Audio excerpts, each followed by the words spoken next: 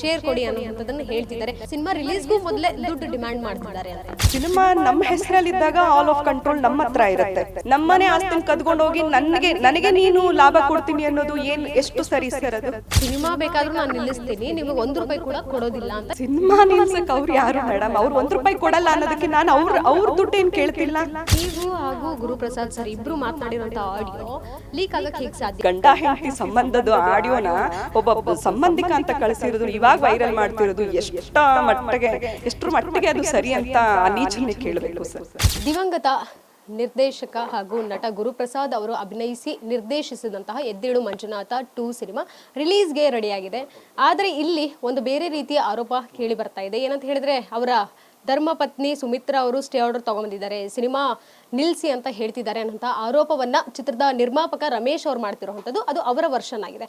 ಸದ್ಯ ಸುಮಿತ್ರಾ ಅವರ ವರ್ಷನ್ ಏನು, ಅವರ ಮಾತು ಏನು ಅನ್ನುವಂಥ ಸ್ಪಷ್ಟನೆ ಅವರೊಟ್ಟಿಗೆ ನಾವು ತೆಗೆದುಕೊಳ್ಳೋಣ. ಮೇಡಮ್ ನಮಸ್ತೆ. ಇತ್ತೀಚೆಗಷ್ಟೇ ಸಿನಿಮಾದ ಸುದ್ದಿಗೋಷ್ಠಿ ಆಯಿತು, ಸಾಂಗ್ ರಿಲೀಸ್ ಆಯಿತು, ನಿಮ್ಮ ಬೆಂಬಲ ಸೂಚಿಸಿದ್ರಿ.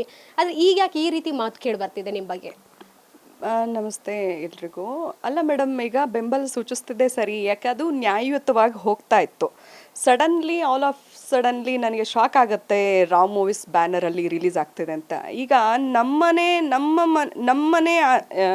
ಸಿನಿಮಾನ ಅಂದರೆ ನಮ್ಮ ಗುರುಪ್ರಸಾದ್ ಇಂಕ್ ಅನ್ನೋ ಬ್ಯಾನರಲ್ಲಿ ತಯಾರಾಗಿದ್ದ ಸಿನಿಮಾನ ನನ್ನ ಯಜಮಾನ್ರದ್ದು ಚಿತ್ರಕಥೆ, ಸಂಭಾಷಣೆ, ಸ್ಕ್ರೀನ್ ಪ್ಲೇ, ಸ್ಟೋರಿ ಪ್ಲೇ, ನಿರ್ದೇಶನ ಎಲ್ಲ ಇರಬೇಕಾದಾಗ ಅವರು ಎಲ್ಲ ಕೆಲಸ ಕಂಪ್ಲೀಟ್ ಮಾಡ್ತೀನಿ, ಯಜಮಾನ್ರು ತೀರ್ಕೊಂಡ ನಂತರ ಕೆಲಸ ಕಂಪ್ಲೀಟ್ ಮಾಡ್ತೀನಿ ಅಂತ ಎಲ್ಲ ಹಾಟ್ ಡಿಸ್ಕ್ ಎಲ್ಲ ನನ್ನ ಹತ್ರ ಇರೋದನ್ನೆಲ್ಲ ಕಲೆಕ್ಟ್ ಮಾಡಿಕೊಂಡು ಕೆಲಸ ನಡೀತಿದೆ ಮೇಡಮ್ ಅಂತ ನನ್ನ ಮನೇಲಿ ಕೂರಿಸಿ ನಾನೇ ಕೇಳ್ಕೊತೀನಿ ಏನಾಗ್ತಿದೆ ಅಂತ.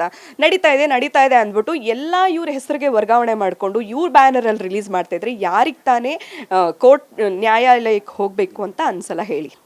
ಮತ್ತೊಂದು ವಿಚಾರ ಅವ್ರು ಹೇಳಿದ್ರು, ದುಡ್ಡು ಶೇರ್ ಕೊಡಿ ಅನ್ನೋಂಥದ್ದನ್ನು ಹೇಳ್ತಿದ್ದಾರೆ. ಸಿನಿಮಾ ರಿಲೀಸ್ ಆದಮೇಲೆ ಕೊಡ್ತೀವಿ ಅನ್ನೋ ಮಾತನ್ನ ನಾನು ಮುಂಚಿತವಾಗಿ ಅವ್ರಿಗೆ ಹೇಳಿದ್ದೀನಿ, ಪ್ರಾಮಿಸ್ ಮಾಡಿದ್ದೀನಿ. ಆದರೆ ಸಿನಿಮಾ ರಿಲೀಸ್ಗೂ ಮೊದಲೇ ದುಡ್ಡು ಡಿಮ್ಯಾಂಡ್ ಮಾಡ್ತಿದ್ದಾರೆ ಅಂತ. ದುಡ್ಡು ಡಿಮ್ಯಾಂಡ್ ಮಾಡ್ತಾರೆ ಅಂದರೆ ಮೇಡಮ್, ಈಗ ನೀವೇ ಹೇಳಿ, ಸಿನಿಮಾ ನಮ್ಮ ಹೆಸರಲ್ಲಿದ್ದಾಗ ಆಲ್ ಆಫ್ ಕಂಟ್ರೋಲ್ ನಮ್ಮ ಹತ್ರ ಇರುತ್ತೆ. ಸಿನಿಮಾದ ಏನು ಹಕ್ಕುದಾರರು ಇರ್ತಾರೆ ಅದು ನಮ್ಮ ಹೆಸರಲ್ಲಿ ನಮ್ಮ ಇದರಲ್ಲಿದ್ದಾಗ ಎಲ್ಲ ಸರಿ ಇರುತ್ತೆ ಅಲ್ವಾ. ಅವ್ರ ಹೆಸ್ರಿಗೆ ಹೋದ್ಮೇಲೆ ಲಾಭ ಬಂದ ಮೇಲೆ ಕೊಡ್ತೀನಿ, ಎಲ್ಲ ಸಿನಿಮಾಗಳು ಲಾಭ ಮಾಡುತ್ತವಾ? ಅದ್ಭುತವಾಗಿಲ್ಲದೆ ಇರಲಿ, ನಮ್ಮನೆ ಆಸ್ತಿನ ಕದ್ಕೊಂಡು ಹೋಗಿ ನನಗೆ ನೀನು ಲಾಭ ಕೊಡ್ತೀನಿ ಅನ್ನೋದು ಎಷ್ಟು ಸರಿ ಸರ್? ಅದು ಇವಾಗ ಇಬ್ರು ಮಧ್ಯೆ ವ್ಯವಹಾರ ನಡೆದು ಇಬ್ರು ಜೊತೆಗಿದ್ದಾಗ ನಮಗೆ ಇಬ್ರು ವ್ಯವಹಾರಗಳು ಗೊತ್ತಾಗುತ್ತೆ. ನೀನೊಬ್ಬನೇ ನಿನ್ನ ಹೆಸರಿಗೆ ಎಲ್ಲ ವರ್ಗಾವಣೆ ಮಾಡ್ಕೊಂಡ್ಬಿಟ್ಟು ಅದರಲ್ಲೂ ಶೇರ್ ಹೋಲ್ಡರ್ ಆಗಿ ಬಂದು ಪ್ರೊಡ್ಯೂಸರ್ ಅಂತ ಹೆಸರು ತಗೋತೀಯಾ? ಇದು ಸರಿನಾ? ಯಾರ ಫೇಸ್ ವ್ಯಾಲ್ಯೂಗೆ ಇಲ್ಲಿ ಸಿನಿಮಾ ಶೇರ್ ಹಾಕಿದ್ದಾರೆ? ಸಿನಿಮಾ ಶೇರ್ ರೆಡಿ ಇದೆ. ಸಿನಿಮಾ ಇರೋದು ಗುರುಪ್ರಸಾದ್ ಅನ್ನೋ ಹೆಸರಲ್ಲಿ. ಅದೇ ಒಂದು ದೊಡ್ಡ ಅಮೌಂಟು. ಅವ್ರಿಗೆ ಎಲ್ಲ ಅವರ ಶ್ರಮಕ್ಕೆ, ಅವ್ರ ಕತೆಗೆ, ಅವ್ರು ಪಟ್ಟಿರೋಂಥ ತ್ಯಾಗಕ್ಕೆ, ಅವ್ರು ಮಾಡಿರೋ ತ್ಯಾಗಕ್ಕೆಲ್ಲ ಬೆಲೆ ಇಲ್ವಾ? ಸಿನಿಮಾ ಬೇಕಾದ್ರೂ ನಾನು ನಿಲ್ಲಿಸ್ತೀನಿ, ನಿಮಗೆ ₹1 ಕೂಡ ಕೊಡೋದಿಲ್ಲ ಅಂತ ಹೇಳ್ತಿದ್ದಾರೆ. ಸಿನಿಮಾ ನಿಲ್ಸಕ್ಕೆ ಅವ್ರು ಯಾರು ಮೇಡಮ್? ಅವ್ರು ₹1 ಕೊಡಲ್ಲ ಅನ್ನೋದಕ್ಕೆ ನಾನು ಅವ್ರ ದುಡ್ಡು ಏನು ಕೇಳ್ತಿಲ್ಲ. ಅವ್ರು ಹೇಳ್ತಿದ್ದೆ ನಾನು ದುಡ್ಡು ಡಿಮ್ಯಾಂಡ್ ಮಾಡೋಂಗಿದ್ದಿದ್ರೆ ಜನವರಿ 19ನೇ ತಾರೀಕುವರೆಗೂ ನಾನು ದುಡ್ಡು ಡಿಮ್ಯಾಂಡ್ ಮಾಡ್ತಿರ್ಲಿಲ್ವಲ್ಲ. ಈಗ ಎಲ್ಲ ಅವ್ರ ಹೆಸರು ಅವ್ರ ಕಂಟ್ರೋಲ್ ತಗೊಂಡ್ಮೇಲೆ ನಾವು ಹೆಂಗೆ ಮೇಡಮ್? ನಾವು ನಮ್ಮ ಆಸ್ತಿನ ಕೊಟ್ಬಿಟ್ಟು ನಮ್ಮ ಯಜಮಾನ್ರದ್ದೇನೂ ಇಲ್ಲ ಬಿಟ್ಬಿಡಿ, ನಾನು ಲಾಭ ಕೊಡಿ ಅಂತ ಹೇಗೆ ಕೇಳಲಿ? ಇಲ್ಲ ಮೇಡಮ್, ನಾನು ಆ ಥರ ಏನೂ ಕೇಳಿಲ್ಲ. ಕೆಲಸ ಮಾಡ್ತೀನಿ ಅಂತ ತಗೊಂಡು ಹೋದ್ರು, ಕೆಲಸ ಮಾಡೋಕ್ಕೆ ಮುಂಚೆನೇ ಎಲ್ಲ ಅವ್ರ ಹೆಸರಿಗೆ ವರ್ಗಾವಣೆ ಮಾಡ್ಕೊಂಡಿದ್ದಾರೆ, ಅದು ಫೋರ್ಜರಿ ಮಾಡ್ಕೊಂಡಿದ್ದಾರೆ. ಇದ್ರ ಪರವಾಗಿ ಆ ನ್ಯಾಯಕ್ಕೋಸ್ಕರ ನಾನು ಕೋರ್ಟ್ ಮೆಟ್ಲೆ ಹೇಳಿದೆ.